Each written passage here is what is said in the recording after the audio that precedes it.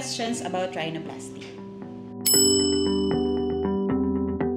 We need to understand na ang dermis is an implant. Usually, it is an irradiated implant that comes from another person. So, the percentage depends on how your body will take the implant, but majority usually resorbs 40 to 50%.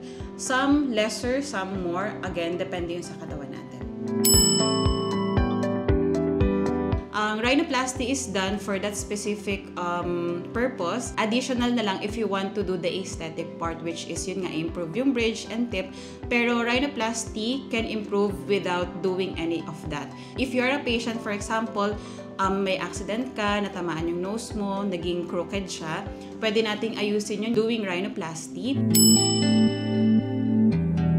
Regarding sa question, for example, you underwent rhinoplasty and it got rejected after for at least 5 months. Once the implant is removed, your nose will heal. Pagdating sa healing, it's usually pwede mga 2 to 3 months, pwedeng longer, pwedeng shorter, depende sa patients.